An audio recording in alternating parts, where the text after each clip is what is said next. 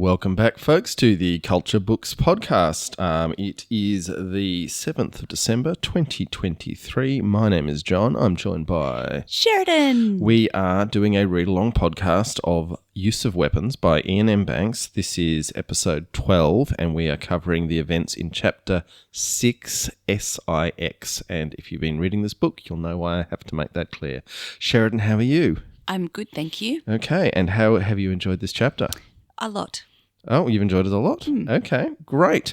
And what do we do now at this point in the podcast? You have 30 seconds to summarise the book thus far. Are you going to count me in? 3, 2, 1, go. So there is a war in space, and the culture, that is the bunch of enormous artificial intelligences that keep humans as pets, wants to get some of their pet humans to a bit of the galaxy where they can stop some other humans, or humanoids at least, from killing each other. Along the way, we are learning the dark past of Sheridan and Zakalwe, and a lot about how the culture operates. And we've got 9 seconds to go, and I think that will do. Wow. Good work. The less I say, the easier it is to say it in 30 seconds. Woo. Okay, Sheridan, now you are going to try and recap the events of the chapter, which in timeline terms is a real doozy. This is going to be bad. Okay. And on that note, if you could get cracking in 3, 2, 1. Zakalwe is shooting ice while wearing pantaloons. Interesting fashion choice. He seems to be frustrated at this, but he's on some sort of really extreme GSV. And then there's a flashback to when he was just a head and how he grew a body. And then we go in the present day and, well, not really, but, oh God, I'm confused. And then he's preparing to go on a mission for the culture, and he has a bit of a, see, I told you it would be bad. I mean, you've done worse. There's nothing actually wrong about anything you said. Yeah, but being wrong is, not infrequent. Oh. Sorry, just having a glass of wine there. In the spirit of Ian M. Banks, we do try and imbibe while we We're do this. drinking a Grenache. Oh, Grenache. It's not very Scottish at all. We really should be drinking the whiskey Is it whisker. Spanish? Grenache, I think so. I mean, all the Spanish wine types came out of the Middle East in the 7th century, but let's not get telling them that. We could do a wine podcast maybe. Ooh. I bet you there's none of those. Oh, but there could be, particularly if it was paired with a subscription model. Anyway, let's get back to the topic.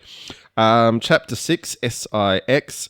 Once again, we open disorientatingly. I think every chapter opens with just a complete slam. Yeah. You're somewhere new. So I'll just give you the first 2 chapters. Swaying slightly, scratching his head, he put the gun stock down on the floor of the small bay, held the weapon by its barrel, and squinted, one-eyed, into the muzzle, muttering.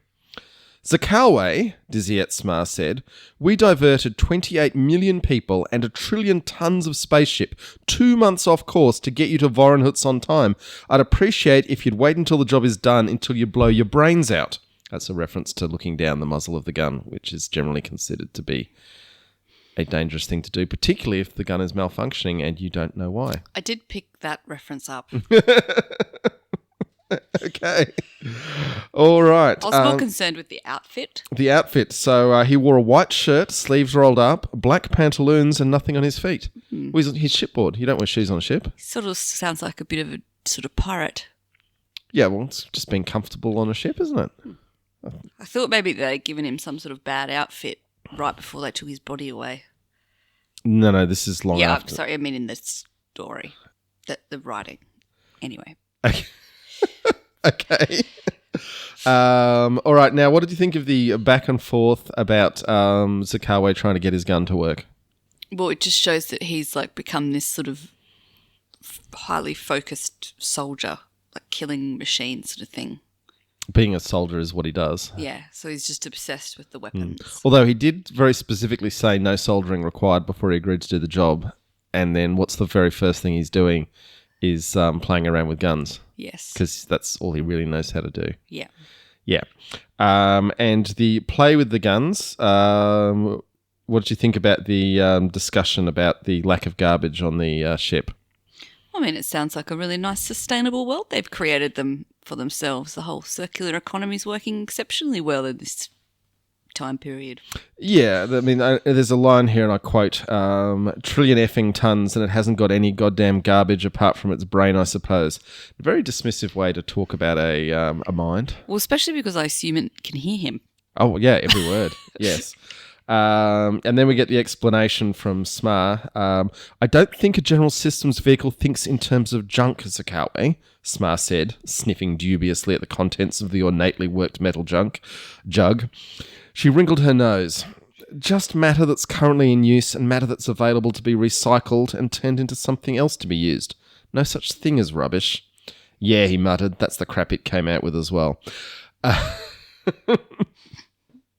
So he's settled for ice, and then we get the funny little interplay where the drone is saying, oh, maybe that gun isn't working, it must be 1,100 years old, and then the drone has a look at it and says, oh, no, it's actually in perfect working order. As frankly, I would expect a gun to be that's been in the care of a GSV. I don't think they're letting their archives rot. I think they have quite high collection standards. Yeah. Someone who works in the museum sector, I've had a lot of respect for this. You trust the GSV to look after a gun for 1,100 Although, years? they're using them, which is a bit, obviously not really what museums do. But I mean, that's obviously in the far future where everything can be digitized perfectly and reproduced perfectly. You're going to have a different view of those things, I guess. I mean, it might have actually created this gun seconds before it lets Zakalwe get his hand on it. Yes. I like the gun that takes 17 million years to learn. I can't remember exactly how long, but takes years to learn. Oh, when we get to the shopping trip at the end.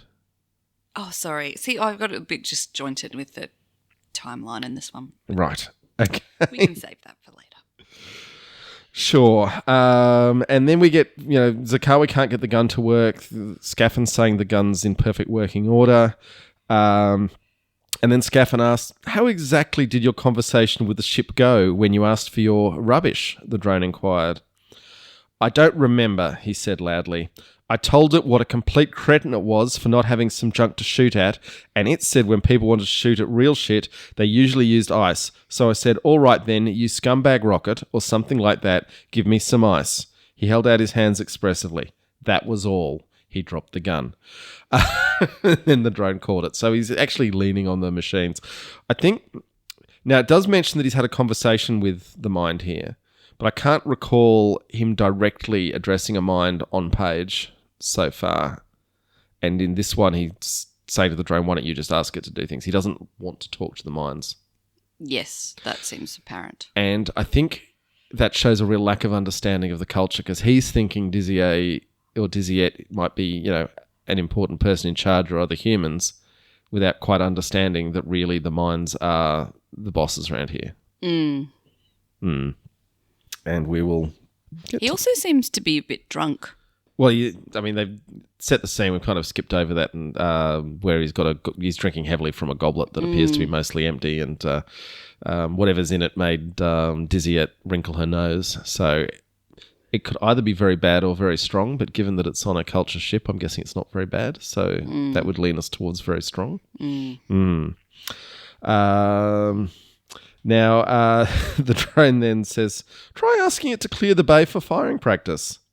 Specifically, asked it to clear a space in its trapdoor coverage, which is something that had never existed in science fiction until Ian M. Banks put those words down, as far as I'm aware. So trapdoor coverage isn't something you should have known about. I did not know about it. Yep, but you're now all across it. The general... I don't know if I need to be. Will I come across it again? So, and then the drone says, it's done, you had only to ask. And then the gun works and the things go kaboom and the ice blows up, and that's all very exciting. And then we get one of my favourite lines, and I'm going to try and moderate my language despite what Ian and Banks has written with his potty mouth, where Zakalwe says, you mean they can let nukes off in these effers and they don't even notice? And the drone wobbles. They notice, but probably no one else does. And then Zakalwe says, let's remember this line, you people just have no idea of fair play, do you? But I just love the idea that the mind has dealt with this very rude human saying, give me ice, you cretin of a rocket. And then it's just sat there and watched him with his gun not working. It knows why he asked for the ice. It knows why he's got the gun. It's just not helping at all. Now, what did you think about the lead-in to the flashback? Because, I mean, I listened to it first on the Audible audiobook. Yeah. And it made sense to me. But when you read it in the text, there's not even a line break. It just goes straight. Sorry, I'm just showing Sheridan the line break. Oh, so, okay, mine doesn't seem to have it. Oh, that's interesting. We're both looking at Kindle versions. Mine's an Apple Kindle version and Sheridan's a Android Kindle version. But yes, so on Sheridan's there is no line break before launching straight into the flashback. Very bit confusing. Yeah. Okay. Definitely in the printed edition. That's good. Kudos to Ian M. Banks' editor. Well, except for the one who did your version. So it opens with the last time he had been on a GSV had been 10 years earlier, after he'd almost died on Foals. And then we get a lot of stuff of him coming to, not quite understanding where he is, what's gone on, remembering all the classic things of conversations trauma patients have. Anything interesting for you in that? The whole section? Oh, just, the way that as it leads into the conversation. Oh, no. I mean, other than the line break. Sure. Now, I just want to note the ship that they were on at the start of the chapter is what are the civilian applications? And this flashback is on Congenital Optimist. So we have two ship names so far for you to judge at the end. Yes. So do we ever find out what actually happened to him to make him lose his body? Yeah, well, you saw the woman chop his head off in the village where they tied him to the... Oh, it's the same one. Yeah. Okay, I didn't... They chopped his head off and you could see his body and then the culture zoomed in. Oh, yeah. Okay, I forgot.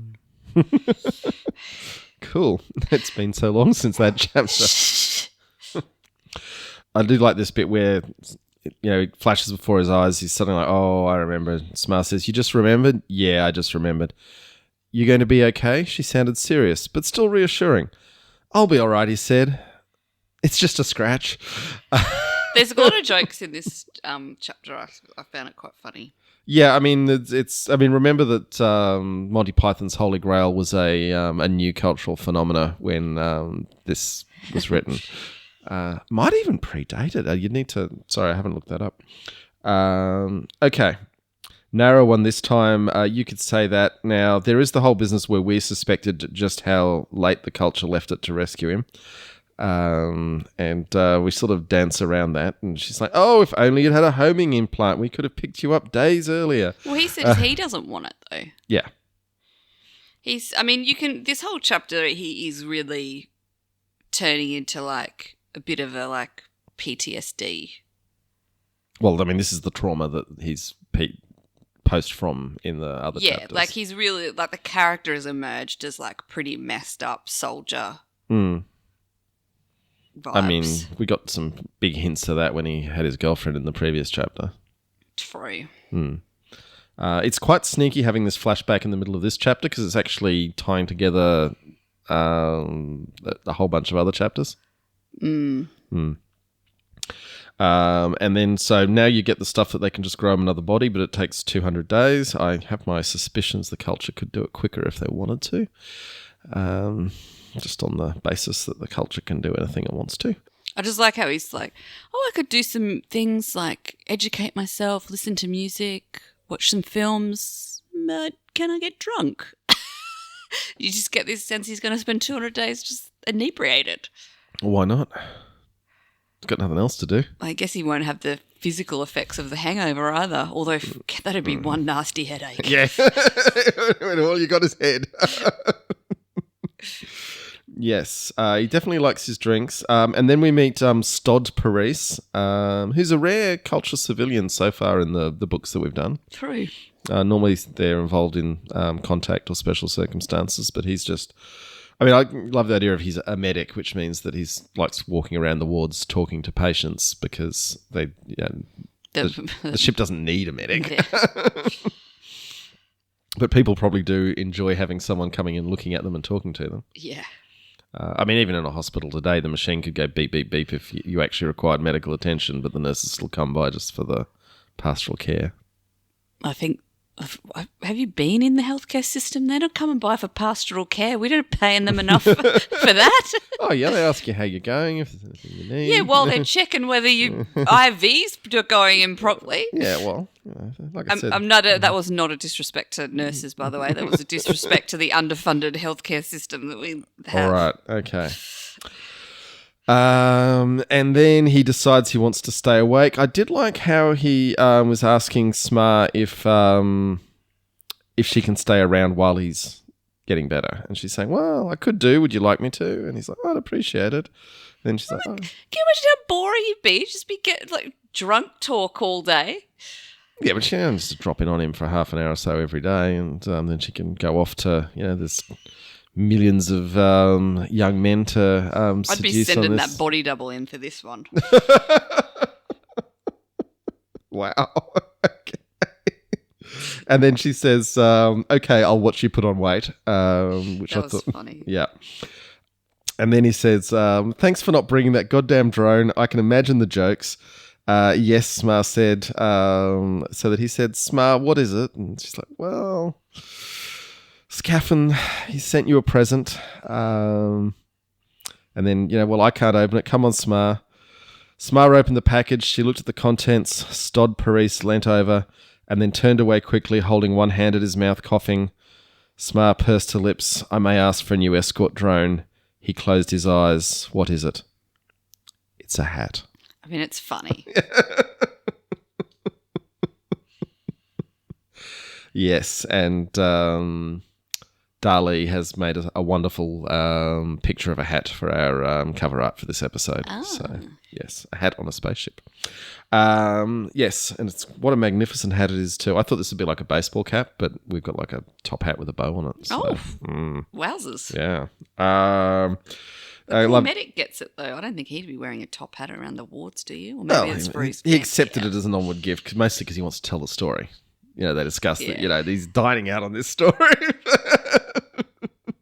I mean, can you imagine no one ever gets hurt, everyone lives forever, and suddenly you've got this barbarian on board who's lost his body in some war and then the drone's giving him a hat. I mean, it's a good story. And he is obviously trading off it. I did like this line about it was only later in the dim red of the hospital section light while Smar danced slowly with some new conquest and Stod Paris was dining out with friends and telling them the story of the hat. And life went on throughout the rest of the great ship. That he remembered how a few years earlier and very far away Shear's engine had traced the wounds on his body. And in 200 days, he would have a new body, and this, I'm sorry, still fresh, that one. The wound over his heart would be gone forever, and the heart beneath his chest would not be the same one. And he realised he'd lost her. Not Shear's engine, whom he'd loved or thought he had and certainly lost, but her, the other one, the real one, the one who'd lived within him through a century of icy sleep. And then we get this line. Overhead, the ever-watchful medical monitoring unit saw some fluid seep from the bodiless human's tear ducts and wondered dumbly at it. I know, it's very sad, isn't it?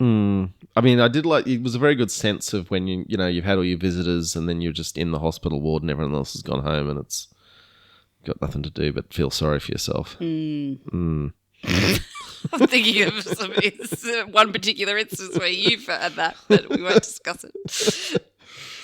Right. And then we're back on what are the civilian applications in the closest thing we've got to the present day narrative. Yes. Yeah. And they're saying, oh, well, Soldrin must be 80 and then he's like, why don't you let him rest in peace? And the drone says, and you didn't let the ethnarch Kyrian grow old in peace, did you? And Zakalwe says that old pisshead deserved to die a million times, which, there's a few people in the world today we could say similar things. Henry Kissinger's just died, speaking of which. Yes, who was actually responsible for the invasion of Cyprus that the previous modern ethnarch was involved in. So there you go. Does tie in. Now, there's a reference to an Idiran hand cannon. There is. And it makes it sound like it says it's very old and very rare. The Idiran War was very long ago in this timeline. So how far away from consider Phlebas is this? I believe it's about 800 years. Right. I could be wrong on that. I'm sure one of our fans is busily typing a message now. 500 to 800 years is my guess. But yes, a long time ago. Mm-hmm. In one of the future books, the story is going to revolve around the light from the end of the Idiran War finally reaching a different part of the galaxy. But so it's for people who say you don't need to read these books in order. It's like, yeah, but there's some things you won't quite get the gravity of. Yeah. But, yes, and then the toy store, literally as Smart described it, selecting gear and loading it onto a pallet, which Scaffin was guiding after him. Down the aisles of racks and drawers and shelves, all stuffed and packed with projectile weapons, line guns, laser rifles, plasma projectors, multitudinous grenades, effectors, plane charges, passive and reactive armor, sensory and guard devices, full combat suits, missile packs, and at least a dozen other distinctly different types of devices Smar didn't recognize, which, for a special circumstances agent, she probably recognizes a lot of weapons. Mm. Yeah. But obviously this GSV likes to collect things and seems pretty cool in there. Yeah, but also cause he's carrying junk that he's not actually going to need and can't actually use. And then the bit about the the assault rifle that he doesn't know how to even configure. And the drone saying, now what's to stop you putting your supporting hand over here where the beams are going? Common sense. I'll stick with my obsolete plasma rifle. And then Zakalwe saying, Smart, you should be pleased old men do come out of retirement for you. Speaking about himself. And then this line, this is the Idiran line. He heaved a massive black gun from a rack, swung it with both hands, grunting with the effort. Holy S. Do you fire this mother or just use it as a battering ram? Idiran hand cannon, Scaffin sighed. Don't wave it around like that. It's very old and quite rare. No effing wonder. Beautifully dismissive of the Idiran military. Now, you don't normally like the gearhead stuff. Did you feel you were swept along with the pace of it here? It didn't linger too long for you? No, it was fine. Okay. I was okay with it. Mm-hmm. I thought all the discussion about the differences in between humanoid and culture with age was kind of interesting. Okay. How so? Like he understands it to be a fundamental difference in himself and the culture. Even though he's 300 years old? Yeah. Just because everyone he grew up with lived with the concept of death. Mm. Yeah, I mean, culture people do... humanoids in the culture do mostly seem to, after a few centuries, decide they've had enough.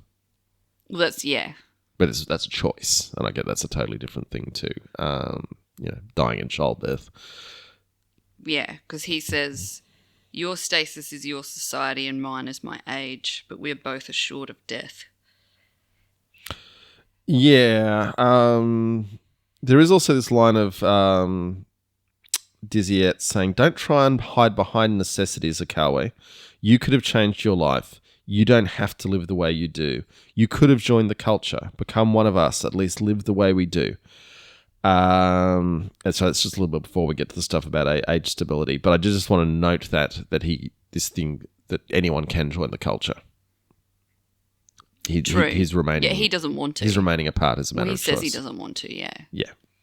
And then we get a bit of a recap of the book where he's like, yes, you saved me, but you've also lied to me. Sent me on damn fool missions where I was on the opposite side from the one I thought I was on. Had me fight for incompetent aristos I'd gladly have strangled in wars where I didn't know you were backing both sides. Filled my balls full of alien seed I was supposed to inject into some poor damn female.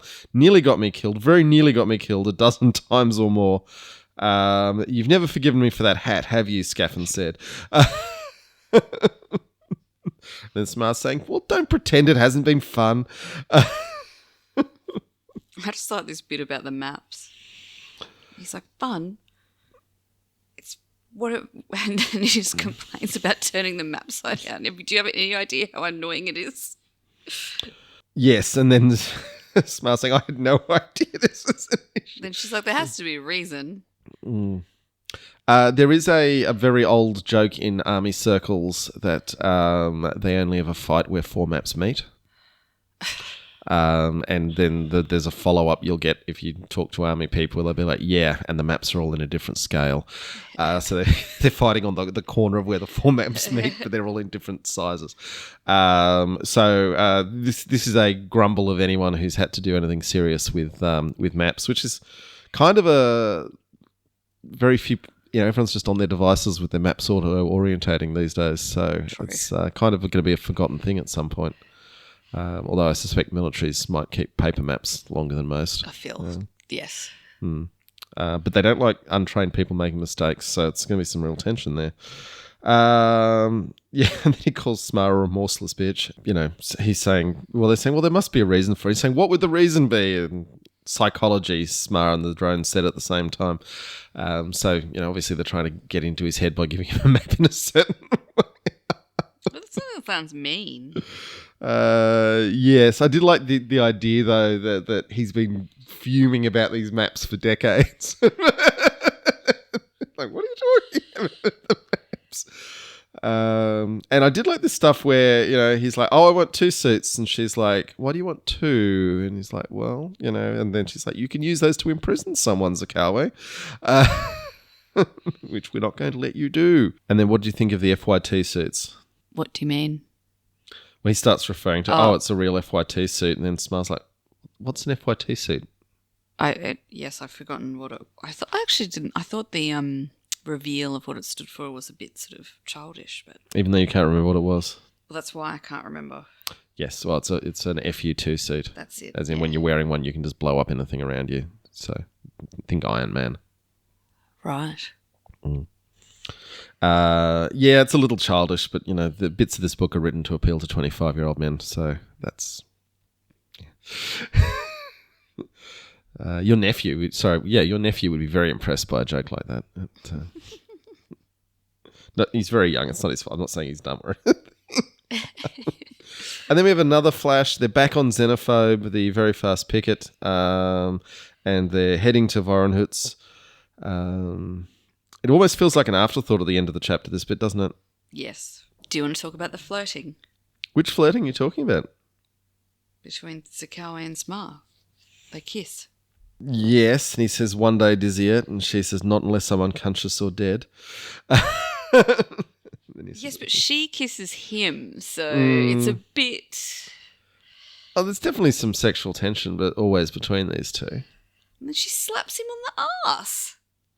Yeah? What's your problem with that? Well, I'm saying she is giving out some signals. Yeah, it's a real go team kind of thing. Yeah. Soldiers slap each other on the bum all the time. Yeah, but she's not a soldier. Well, she is. Well, she doesn't fight. Well, that's what the knife missile's for. Right. Okay. And then we finally get to the surface of the planet, and it feels like this is what the whole story, the notional story, has all been about. The dust is collecting. He's on the surface, and then it ends saying, here we are again. Boom. To the alien sky. And then the next chapter that we're doing next episode is VIII, so 8 in a manner of speaking. Okay, Sheridan, favourite ship name? You've got Congenital Optimist, and what other civilian applications? Congenital Optimist. Is that just because you're a congenital optimist? Maybe. Okay. I don't think I am, actually, but... Quite saturnine in your disposition quite a lot of the time. Okay, and who's your favourite character in this chapter? Well, it has to be Scaffin with the hat, doesn't it? Okay, well, you're paying the points for the merry jape. Okay, and other takeaways from this chapter? I don't have any specifically, except that I don't know if I'd spend 200 days as a head. Maybe I would stay awake. I mean, you could play a lot of Nintendo. But I don't have any hands. They'd give you, like, mental control. I'd have lots of people doing things for me. It'd be really actually like my dream. You'd have a lot of people doing things for you.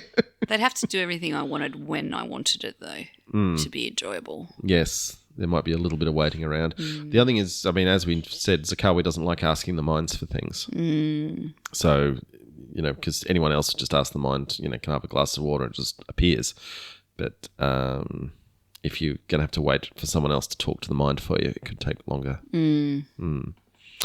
Okay. Anything else you want to talk about in this episode? Nope, I liked it. All right. Okay, folks. We will be back when Sheridan has read the next chapter. Hopefully before Christmas. I'm going on holidays soon, so could speed up. We're going to knock through a chapter a week, we reckon. I'll believe it when I see it. But okay. I'm going to try and do a holiday reading goal of reading an hour every day. All right. And on the sound of the festive cheer of a Kelpie woofing in the background, we will say goodnight. Night.